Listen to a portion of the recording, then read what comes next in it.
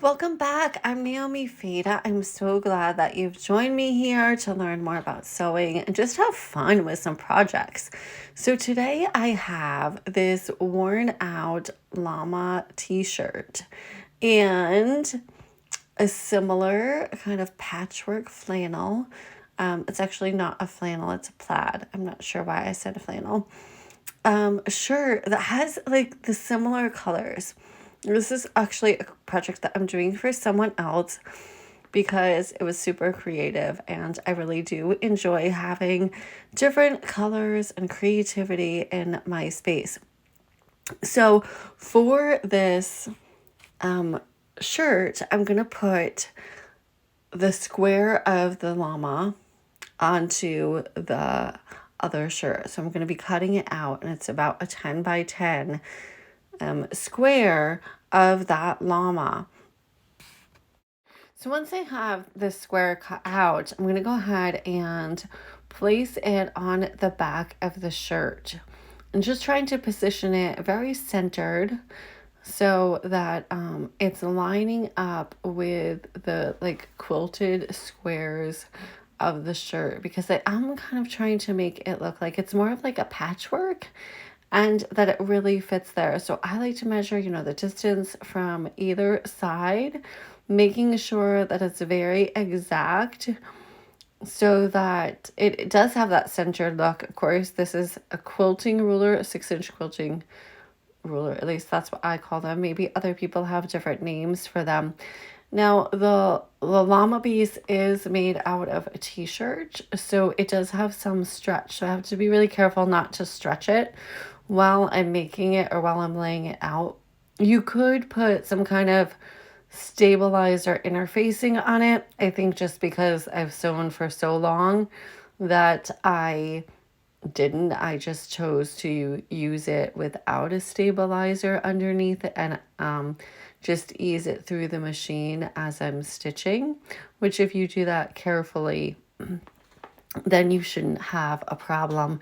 But if you're kind of newer at sewing, I might recommend something to put some kind of fusible stabilizer underneath it so that like a t-shirt material isn't going to stretch on when you're attaching it to a regular woven material. And I just want to remind you that I do have a bi-weekly sewing newsletter called the Sewing Circle, and the links to that are in the show notes. I'd love to have you join me there because I'm always sharing the latest videos or things that are happening. And it's a great way to connect, as well as if I have any deals going on, you'll always be the first to know about them. Additionally, it's just I always add some fun favorites of what's happening in my life or some fun audiobooks that I've been listening to. I don't know about fun, but I always listen to audiobooks while I'm sewing because I find them really relaxing and I love to learn. So here I am just continuing to pin around the llama in the spot that I want it to be, making sure that it's super smooth and centered on the back of the shirt, and just adjusting as needed. So for this project, I definitely use a little bit extra pins because I want to make sure that it's not going to move on me as I go along. Once it's all pinned up, I'm going to take it right over to my sewing machine. Now for this machine, I have quite a few decorative stitches. So I am using a contrast like orange thread because I thought that it would look really cool in the outline, pulling out the orange from the llama and the t-shirt, as well as the orange from the plaid shirt. So if you just zoom in a little bit, you can kind of see the design that I'm using here.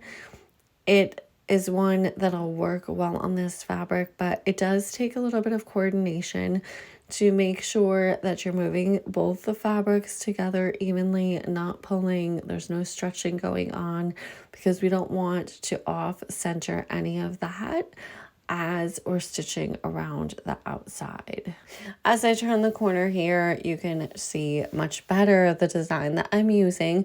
If you do have a machine that has a design, it's just a great fun way to be creative, to add your own personality or spark and flair to the clothing that you have. And again, this, is such a great way to make use of something that maybe is worn out, like the t-shirt, and keep something that you love, because there's no need to be throwing things out if we can creatively make use of our sewing skills so that we don't have to waste them. We don't have to throw them away. We can just think outside the box and kind of put things together and give our clothing some of our own personality. Now that I'm done with the outside stitching, here I've zoomed in and you can see a little bit of these grid lines, which it's actually drawing a straight line from the grids or the squares on the shirt, because I was trying to line it up. So the goal here was really to make it look like this llama was not an afterthought.